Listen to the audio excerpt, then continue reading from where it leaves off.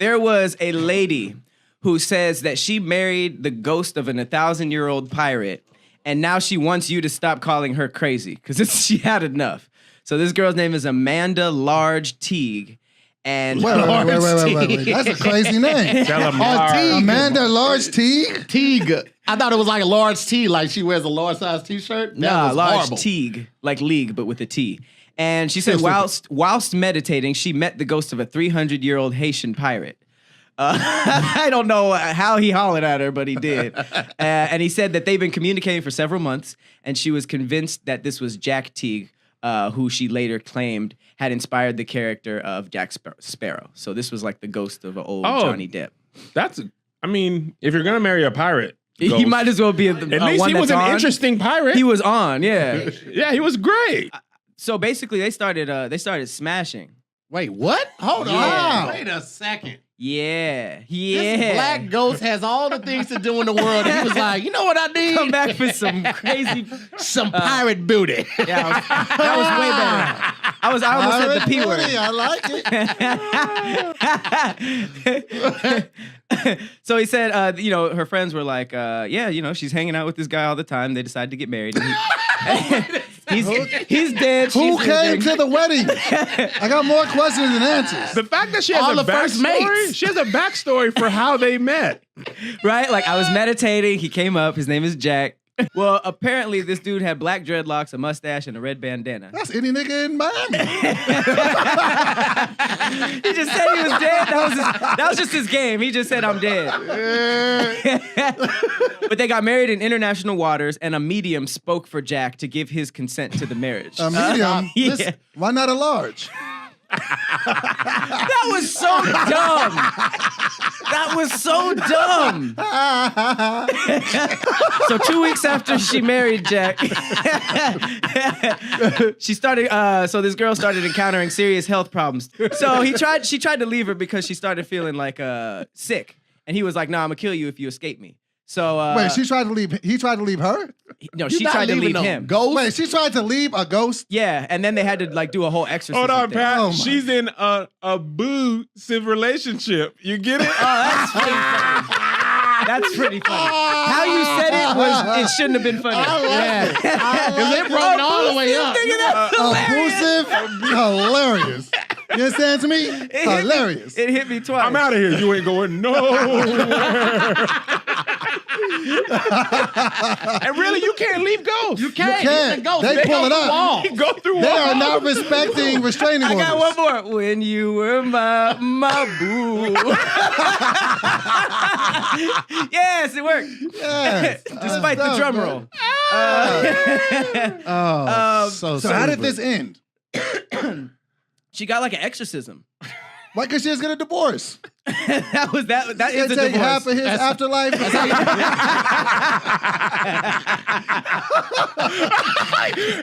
invited his ghost home. He's like, yo, where the rain? And she done took the... She can't even drive it. Half the tombstone, half this pirate ship. She done took the haunted house. All his capes are gone. He ain't got not a good hat left. The haunted house? Yo, dude, that is gorgeous. That was funny. So she got an exorcism to get out of this. Yeah. And that's what you get so for smashing when they ghosts. have an exorcism, that means the ghost dies. Nah. No, that just means it just like breaks the bond between the ghost and the person that they're haunting. Like you so then they can't haunt him no more? Like remember you supposedly remember you had that brisket exorcism? Brisket The power of spice compels you. The power of spice. Oh, that's good. I gotta give it where it's at. That was good.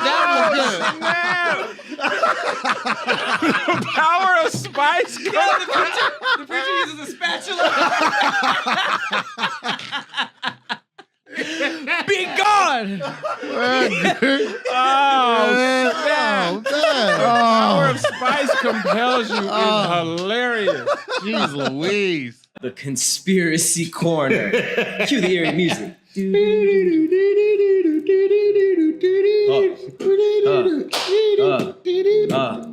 Hey, Japanese girls in the darkness, what are you looking at? Oh no, she's gonna bring me to hell, and now I'm in hell. Oh no, ooh.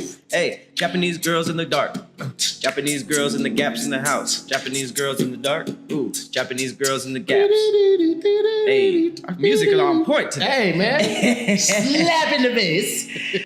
So I found a couple of little mini stories that feature, these are urban myths in Japan. Now, if you're like me, I don't know what it is, but Asian people are just scarier in horror films. Like, if a little Asian girl just popped up in here, was like, hello, I'd be freaked out. But if it was like a little African boy, you'd be like, oh, where are you supposed to be? Where do you come from, sir? But movies like The Ring and The Grudge that were taken from Japanese movies, the aesthetic has always been, they're masters of horror. So this particular urban legend is called The Girl from the Gap. And it kind of messed me up because I'm the type of person who doesn't like when people leave the doors like slightly cracked or anything. I don't know why, it just always freaked me out. It's something I got from my mom, and this made it worse. So the Girl from the Gap is a female ghost that inhabits gaps between furniture. So doors, drawers, furnitures, all that kind of stuff. So she can be in any house anywhere, and it said if you glance at her, you will find her looking at you from these gaps. So if you just happen to catch a little gap in a drawer or something like that, you'll see this little Asian girl's face.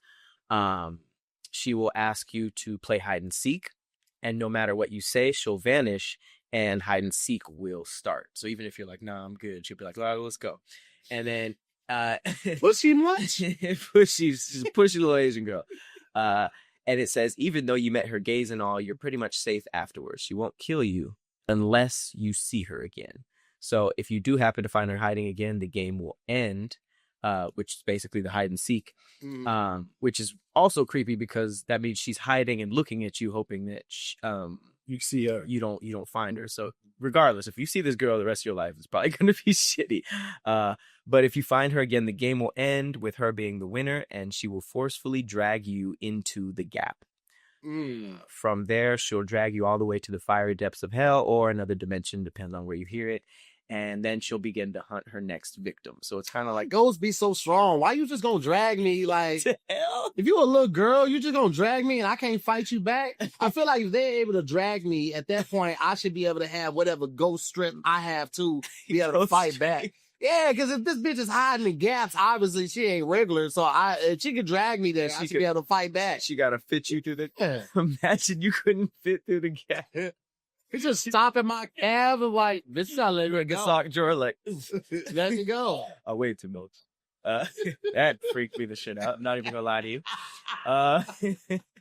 So yeah, if you're like me and you don't like little dark gaps in furniture, don't play hide and seek with this bitch. The only way you can win is if you're severely blinded in between seeing her, and that's when you win.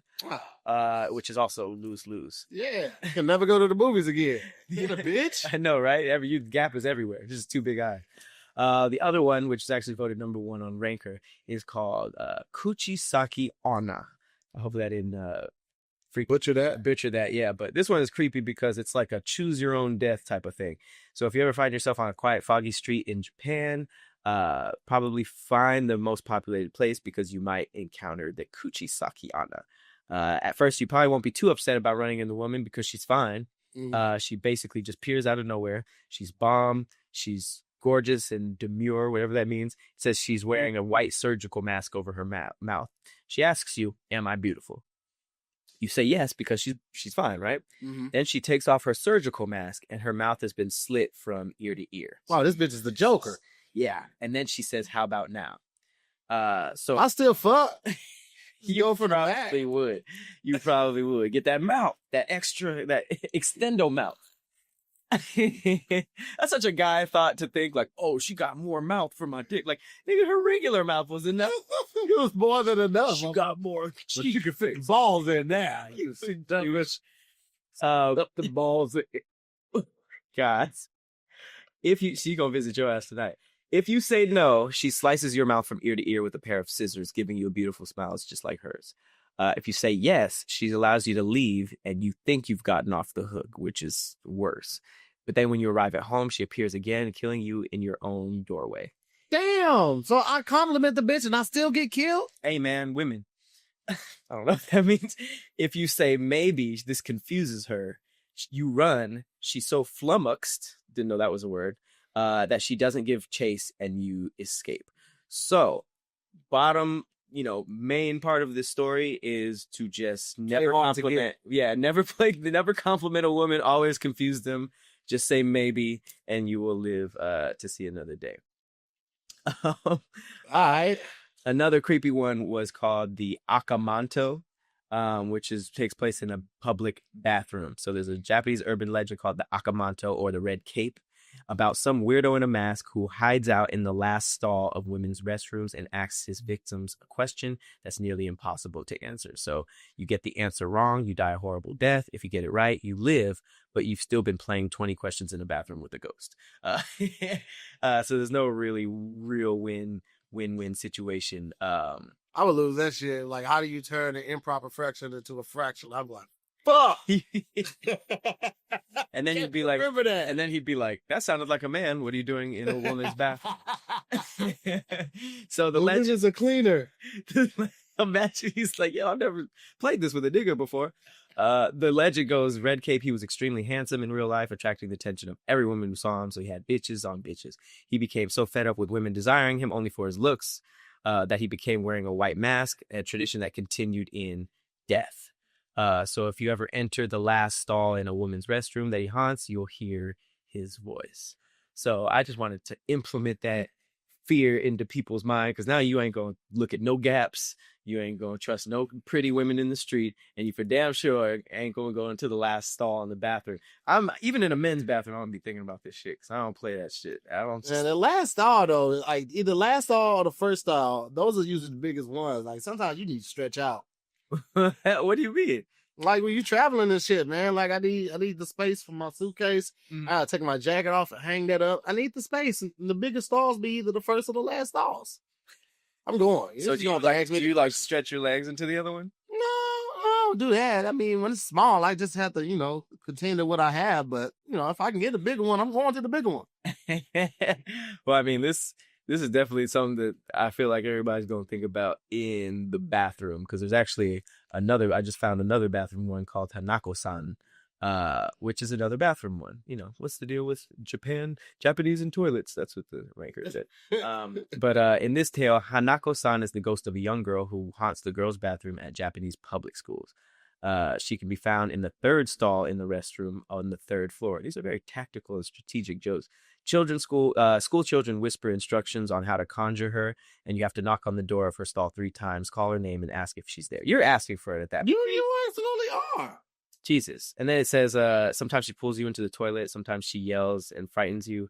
Her MO seems strictly to scare the living shit out of young girls. Even though pulling somebody into a toilet is a little bit more than scary. That seems like. Yeah. It's unsanitary. Ghosts ain't got no job. Like, who cleaning up the underworld or the afterworld? Like, y'all just got the time just to be scaring niggas and shit?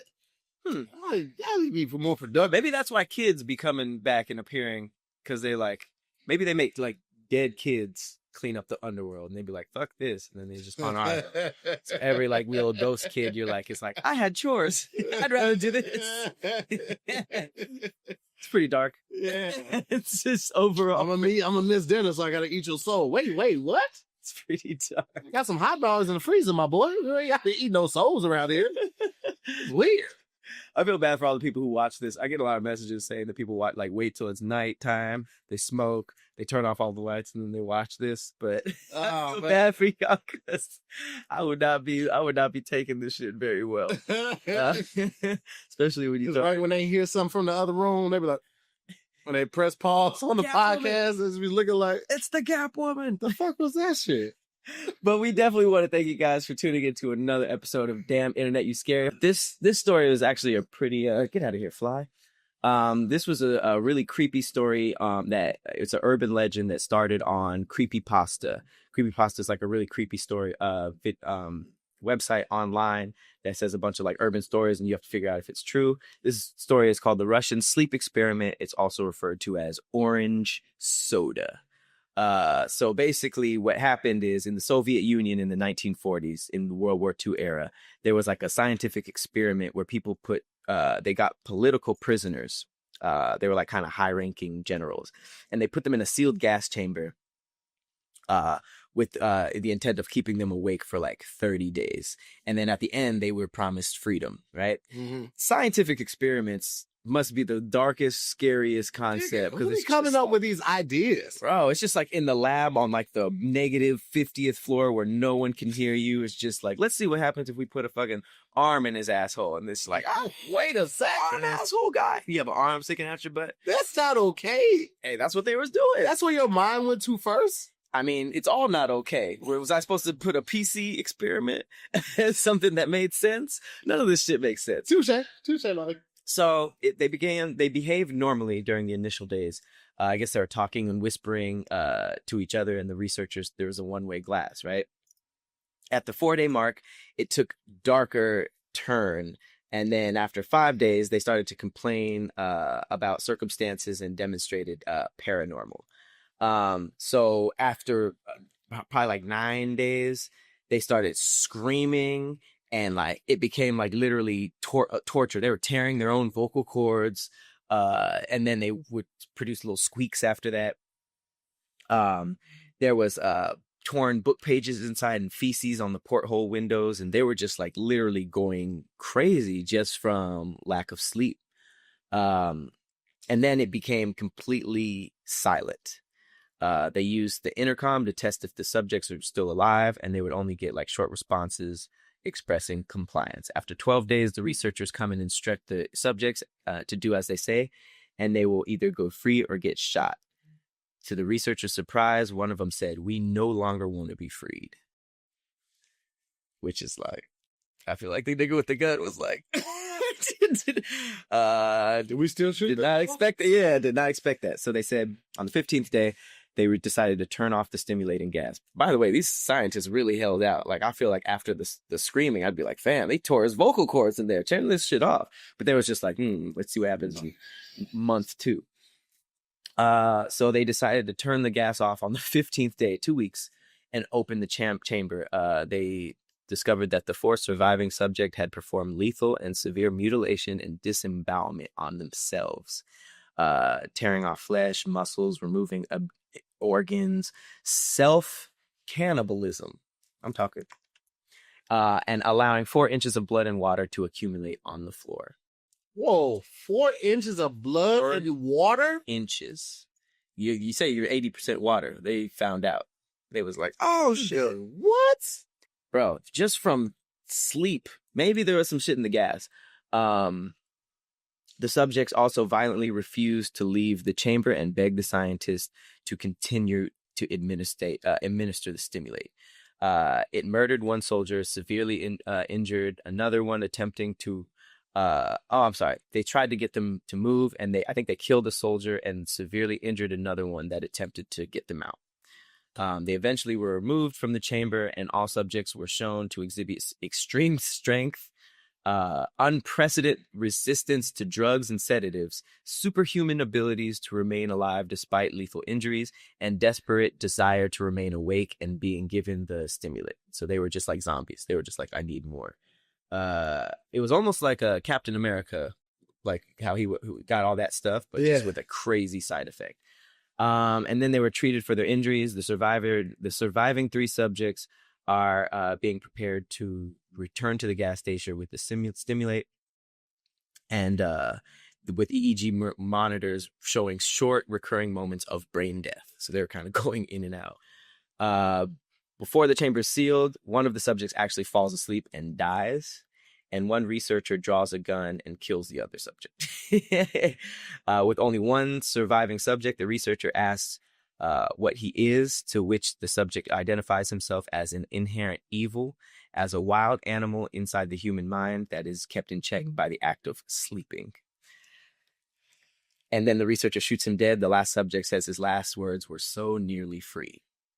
So the urban legend is, what if sleep was protecting us from something in our own brain that these people had unlocked, which also it begs the question of, you know how you say you only use like 9% of your mind or 15% of your mind?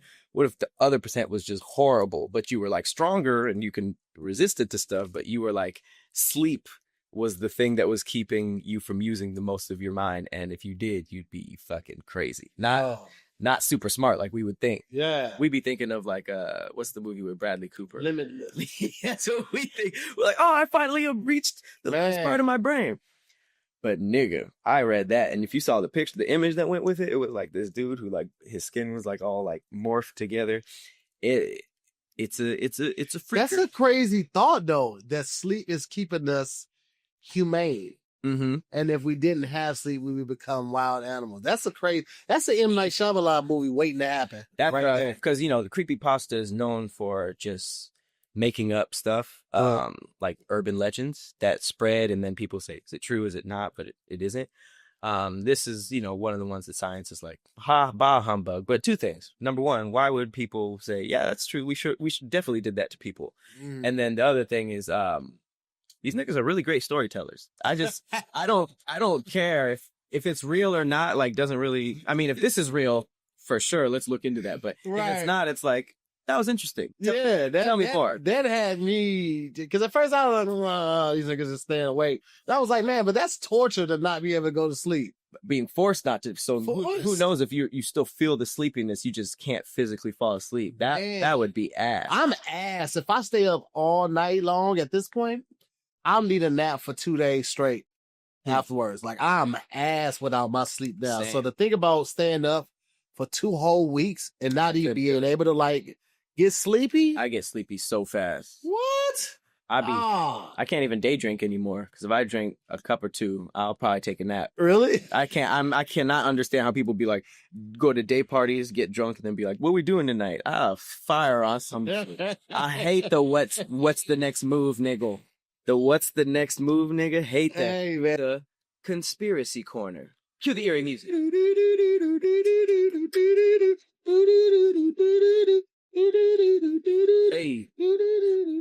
Hey, Israel, what are you doing? You got all these robot animals. What is all of this? It seems like rocks.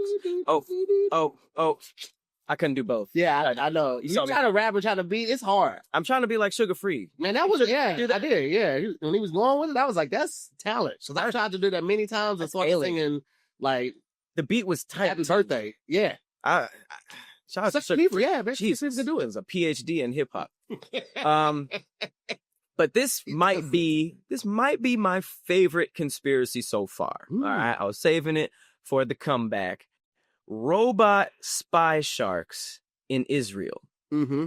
Okay? Mm-hmm. So apparently Israel has a bunch of animal conspiracy theories, because they were actually caught with using vultures as spies, griffins, bee eaters, which is like little hummingbirds. Yeah. Like, they literally have like a whole team of people in their government that like use animals for like warfare and just like random stuff. So the crazy thing about this is that they're being accused of releasing robot sharks into the waters of Egypt to lower their, because, you know, they're beefing with Egypt. Yeah. And it seems ridiculous, but then I kind of did some diving, because they want to help. They want to hurt the tourism. Oh, no pun intended. Damn, I missed that. I wanted to do some diving. But they're trying to ruin tourism, which, you know, tourism is a huge part of Egypt and just, you know, other countries in general. So it sounds ridiculous until you really like learn about it. So apparently, these shark, there's been a bunch of shark attacks in places that typically don't have sharks in them. And they basically said that the most recent shark attack was in June 2016, and spy sharks were delivered by shadowy internal organizations in a suitcase. So security forces basically. So how big was the suitcase that a shark could fit in it? Well, I'll show you. I guess they're That's a great question. I just picture a novelty huge. I don't think these are like big great whites, you know? Yeah, but even still, like to Inflict a certain amount of damage, it has to be at least like a little bit 5 feet big, right? Well, I think for the most part, it's to scare, because like that's the cool thing about this conspiracy is that sharks are just such a terrifying animal that even if you just saw the fin, everyone's out the water. Okay. And nobody messes with that. No one messes with that. So you could really have anything secret in the water that's being patrolled by these things. So get this, security forces tracked the fishing boat crew delivering a black suitcase from a giant boat that had international marks on it. And it was discovered that not one or two, but 3 sharks were in the black suitcase. And they were basically seen opening the suitcase and releasing these sharks into the water. And these sharks are known as secret agents, right? So it's been pretty much attacking tourism. Tourism declined by 51%. And it's kind of crazy because the beef between Israel and Egypt had sort of like boundaries. And once the boundaries changes, the shark locations moved too, which is another weird thing. So it says there's been 39 recorded shark attacks in Egypt since 1827. And basically all of them are related to trained shark warriors. So it says the war between Egypt and Israel were also the year sharks were first trained to attack the Egyptian shores. And once the foreign policies changed, it says that almost all the recorded shark attacks on Egypt's coast took place in the Mediterranean Sea. But after 1973, they all took place in the Red Sea along the border with Israel. So it kind of like shifted. And, you know, Israel is known for having spy animals, ducks, sharks, all this kind of stuff. But if you look at it, I actually found some so it sounds ridiculous, right? Yeah. So this is a shark toy that's $80 and is found in toy stores, right? So obviously it looks like a robot. Right. And it kind of like, you know, swims like a robot. I'll show you a quick video. Robo shark. So this is available for us. So they were just like, okay, that's cute, but what would the government have, right? Right. So then this photo surfaces, and they're like, okay, it's just a guy in a real shark. Wrong. This is, now check this out. This is a robot shark. What? And it looks crazy real. It really does. I watched this like a couple times and I was just like, okay, what's so crazy about it? But then if you keep watching, you see a little cord. Oh my God. Isn't that nuts? Can you imagine what the government can be doing with stuff like this? You know who I'm really upset with? Like, because my thought is somebody has to be able to control this. So if they're controlling this, they're probably like thousands of feet away or, you know, remote location controlling this remote control shark. But I lose fucking service on Verizon in the Hollywood Hills. How? How is this even possible? Government? I don't know. Now fuck that, man. I'm sick of this shit. I can't get fucking 3 bars in the Hollywood Hills, but these niggas is controlling sharks from halfway across the world. I'm sick of this shit, man. Somebody got to square up. This the bullshit I be talking about. I got to pay $170 a month for unlimited everything on this family plan, and my shit don't even work all the time, Verizon. Fuck y'all, man. Well, the governments could be spying on us with animals, and you just worried about Verizon. I'll need these bars, my boy. I'm trying to post this goddamn. I got to get my followers up. And these niggas talk about sharks and tourism. Fuck that shit, man. Get my boy. Fuck Verizon, bro. Like, I'm sick of this shit, dog. Hey, Verizon, get your boy, man. Get your boy some bars or something. I'm sick of this shit, man. These niggas is controlling sharks from halfway around the world. It's crazy. And I can't make a phone call when I'm at the homie's house. God damn, man. These sharks probably got excellent Wi-Fi, especially like, I don't know how deep they could go, but like, it's wild, bro. They even have signs, man. The Mossad trained sharks are in these waters. Swim at your own risk. That's like making it official, damn near. But did you see? You know, not too long ago, there was a report about this dolphin going up to one of these sea life boats. They was cleaning the water out, and the dolphin had like the camera on it and had all the Russian writing on it. So they were trying to train dolphins. It might have been beluga whales It was either beluga whales or the dolphins. Yeah, beluga whales. So like this isn't new, like the whole training animal thing. Mm-hmm. But the robot stuff that emulates the real ones, that's crazy. The robot ones is where I draw the line. Yeah. I get it. Like if you have a underwater base or like a Navy base and you just have some of the animals just like as what is that called? Just surveillance. Yeah. That's one thing. It's still a little weird.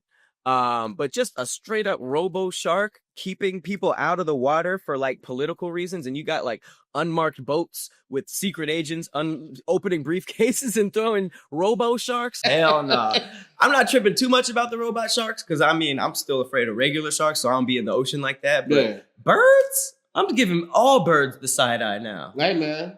But hey, let us know. Does this creep you out? How do you guys feel about animals being involved in our shit? Like, why, you know what I mean? Like, we try to evolve. We involve everybody in our shit. Like, Yeah, man. we just can't leave nothing alone. So, I mean, does it freak you out? You guys freaked out by these robot sharks, these birds with cameras? You know what I mean? Like, what's next? I don't like it.